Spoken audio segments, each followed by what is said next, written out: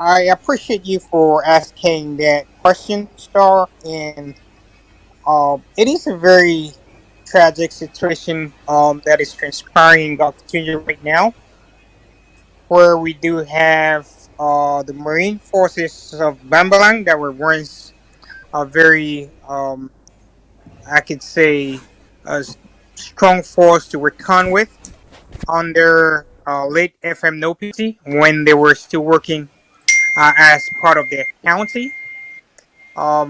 If you all could remember when we had the likes of SOS Frank Cheney in the leadership of Langmy Nestor, and as well as we have Chloe P, who are now in prison back in the United States of America. These leaders were able to continue to mentor and guide these fighters in the right direction. Ever since they were incarcerated, these forces have fallen apart. They've not really had some stable leadership in place to continue to guide and mentor them, to educate them, and to teach them the right direction to take. As a result, we have seen this splinter group that has actually departed from the right trajectory, and they have been forced to now institute laws to some extent that are anti-revolutionary. This revolution is based on our people, and we all know that our civilian population is our number one line of defense. So whatever policy or rule that the fighters bring out that is against the civilian population is just something that is due to backfire within the shortest time possible. So we have heard with very concerning voices coming from Bangolan, where this lockdown has been called. Well, the reason for their anger is clearly known because they did connive with the military. What I'm talking say they in this sense, meaning those that actually are like black legs in that community. They did connive with La Republic military to kill some of their fighters. That is, of course, a crime of its own. So two of their fighters were killed, and as a consequence, they implemented that lockdown. Of course, it is not the right thing to do when you have a crime and then you bundle everybody in the same boat. That only creates more blacklists. We would have hoped that they have a different policy where they can identify those that connive with the military and punish them individually rather than giving the whole entire population a collective punishment. So this is where that education comes in. We got to recognize that these are people that have at one point given their sacrifice to our great nation, and we hope that we would educate them to be able to recognize where they went wrong and fall back under their leadership, the council leadership. We know that the council leadership is actually struggling at the moment, so they don't even have any clear leadership to look up to at the county level. So it actually requires some patience and understanding also from our side. We understand when this war started, these fighters never had any preliminary training. They never went to school to understand how some of these structures that we have function. So it takes time for them to actually come to understanding on those facts. So I always, in some cases, beg on the indulgence of our population or us out here to understand that these learning takes time, and we hope that they could understand sooner enough to stop implementing these policies without due consultation that would hurt the civilian population and turn back to hunt us as a whole, uh, fighting for this freedom. So that is the situation in Bangolan, as I would say, and unfortunately, there is a similar situation also taking place in Bali Kumbit. I'm sure you probably your report might also have mentioned that, but that is also in Gokitunja County, where we see General Only who as well is one of our ASA. But due to the current crisis in leadership in that county, he is almost joining the ranks of the Marine Forces in that same line of thought, going out and giving out orders that are coming back to bite him, to hurt the revolution. He is somebody that we constantly try to talk to, educate him, to make sure that, first of all, they have a code of conduct and they have to understand that this code of conduct has to be followed. They do not have to take laws into their own hands, and we are here to guide and educate them, mentor them on a daily basis, so that they can take decisions that would favor us all in the long term, and that we all can also join hands in making sure that we provide them the means to be able to survive. The situation out there is also very daring for them. You know, when you lost a fellow fighter, sometimes you make these judgments out of anger, and they turn out to be the worst judgments that you probably could have made.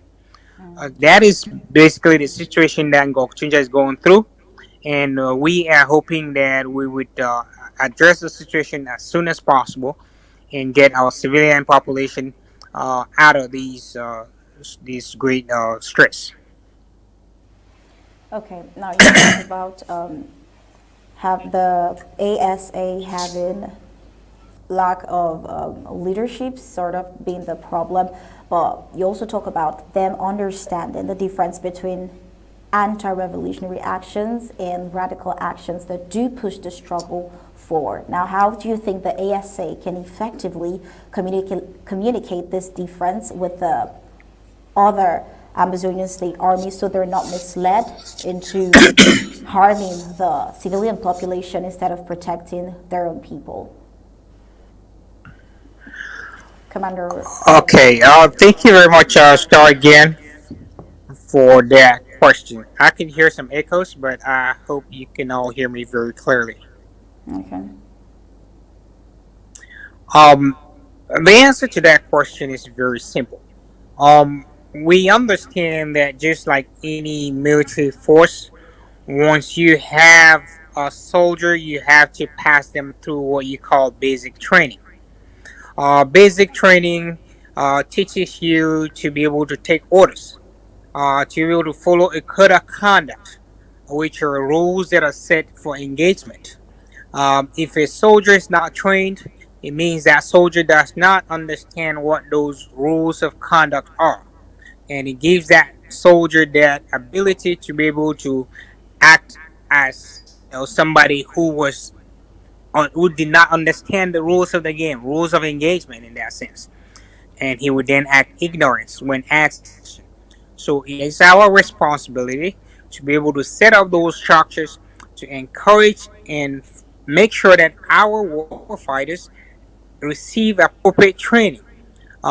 Again, remember, all what these fighters have learned throughout the years growing up have been all these maltreatments from La Republique. So they're meant to mimic those La Republique behaviors if they don't have anything that they can relate to. So growing up and seeing La Republique soldiers, standing in checkpoints, when these guys come up to these positions, they think that that is all a soldier would do, is stand in a checkpoint and collect money or harass the civilian population. But once they receive training, they understand that this is a barbaric nature, and we are supposed to be different from La Republique. And when we give them that training, that is when we expect to see a great difference in their ability to render services to our communities. So that is why training is paramount to even initiating them into service. Most fighters never had that opportunity, like I said before, but we have to make sure that at the county level, at the national level, we provide these trainings to our forces so they are not, taking some of these actions which turn to harm the population and in turn put our revolution in jeopardy. You know, Commander Elvis, that quite explains a lot. It explains a lot. But then in the meantime, while this sensitization and better orientation is underway. In the meantime, what measures do you think can be implemented to protect the livelihoods of civilians in conflict zones, like most of the southern Cameroons, basically, especially in this example here in Bangolan during such unlicensed lockdowns? Um, Again, thank you for that great question. In this scenario, there's always the good cop and the bad cop. I Certainly. can guarantee that not everybody involved in this case is having a bad intention. Ultimately, some are just following orders, which is what a soldier is meant to do. You're supposed to obey and ask questions. You're not even supposed to ask questions. You're supposed to obey the orders of your hierarchy.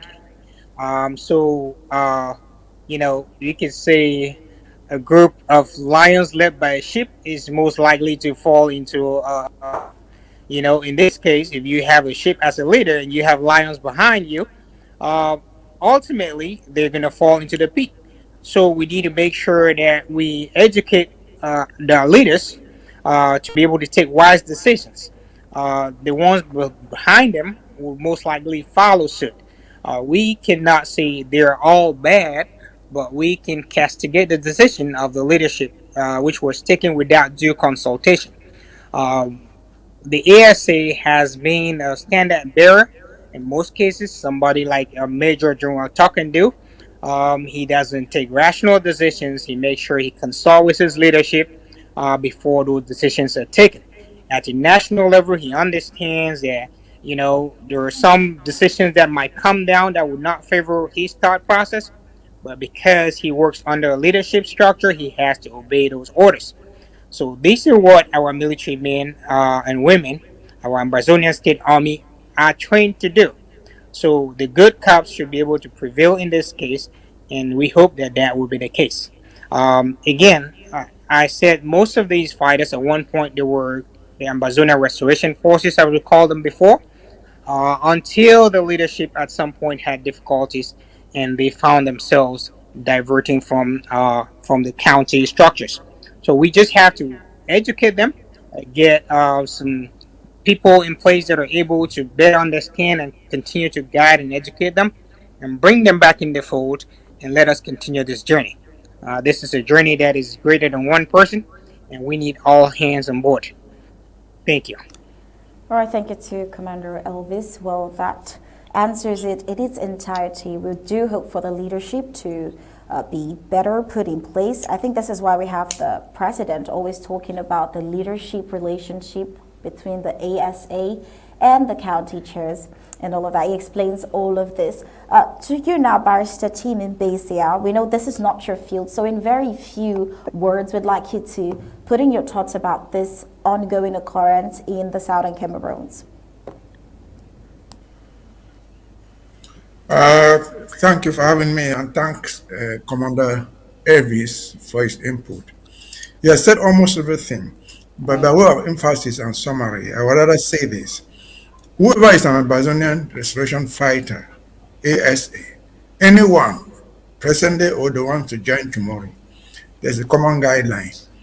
Any action that you want to take, you must reflect on this or harm the people. Must As reflect simple on, as sorry. that. Because we're fighting only one enemy, we have one enemy to fight against. And if your action is geared towards someone else other than that, it's the wrong action. The second point is what action you are trying to take. Will it remedy the situation? Is there a to what you are trying to do? Once you have these questions answered, you will not do what you are doing. For example, we've understood their complaint. Some community members have cooperated with them in keeping some of theirs. But these community members, I'm very sure, are identifiable. If those are our fighters, they know them. They can be punished and they should be punished individually, not as a whole community of Bangbalang people. That is just wrong because it tends to hurt the people, it turns the people against you. And the victims are not even the ones, most of the time, the victims are not that you are who committed the offense. Take, for example, the burning down of the two motorbikes. Those two motorbikes might have just been passerby. They probably have nothing to do with on the highway. And so when you burn their bike, how does that help you? How does that avenge for the death of your brother or your sister who was killed? And so it is a wrong action. It is not right. It is illegal in the first place. If you are doing it without your superior approval, it's just wrong. There's a reason why this chain of command. Because in the chain of command, you have protection. If you go wrong somewhere else and something is going to happen to you, you count on the chain of command to defend you, to protect you. But when you go out solo and take on actions the way you take, you'll be blamed as an individual. Nobody will be there to defend you in the structures. And so what I can say is that they should try to avoid this type of actions. And again, ask the question, the action you want to take, is it going to benefit the people or is it going to hurt the people more? Certainly it's going to hurt the people more. If the court some of our boys and send them in and they were killed, what does the old mother who was to go to market and buy janga or to go and buy sword, what did she get to do with that? Nothing. What does an old pan wine tapper who wants to go and fetch a few liters of pan wine every day to sell for 500 francs? He might not have been connected to it. And so a lockdown is the generalized punishment, which should not be encouraged at all. Again, we have limited, in fact, as far as I know, I may be corrected, we would declare lockdowns, such big ones. There's a reason for it, and they're meant for a period of time to do something, maybe to Yeah. counter the movement of the enemy troops, not just to show of force. No, it's not. Lockdowns are not for you to show how big or how powerful you are. They hurt your own people. They turn your people against you, and so they should be discouraged. Again, don't take any action of that magnitude without the approval of your superiors. Over to you. All right, thank you, Barrister Tim Mbeseha. Speaking of people doing things that in turn hurt the civilian population, the Mberoros are at it again. We've brought the Mberoros to light a couple of times in here on Undaunted. According to Info Hansi's Cameroon News Agency, a proxy news platform for La République, it says pro-Mberoro armed bandits claim that their boys are acting in self-defense in Sop village local government area. I would say this is laughable, but then the situation on the ground is rather too gruesome to even think of it as funny that they would describe the acts of the Mberoros as acts of self-defense in Sop village. They justified the destruction of civilian houses as a response to attacks allegedly perpetrated by Amazonian fighters. The armed groups have released statistics detailing the impact on the Mberoro population in the Midland zone of the southern Cameroons. Well, Barrister Tim, it's still nice to have you there in the studio with us. Since the conflict started in 2016, the armed group, have released statistics detailing the impact on the Mberoro population in the Midland zone of Amazonia since the conflict started in 2016. Well, further down in that report of the Mberoros, basically we have the CNA justifying their actions. We also have the Wikuda saying something in that regard. But then we have documented the ongoing mayhem caused by these armed Mberoro groups who have looted stores, set houses on fire, and burnt sub-villages. Well, we could an organization heavily infiltrated by CPDM loyalists such as Ngala Gerald has called for immediate action from the colonial government, and we wonder, what a paradox. Key figures related by pro-Mberoro elements include the 306 households affected, the 2,306 direct victims, the 312 women affected, the 1,398 children affected, the 290 dependent affected, the 103 people murdered, the 39 people kidnapped, the 47,176,500 francs CFAs collected, 168 homes burnt down, 429 cows seized or killed, 59 other livestock seized or killed.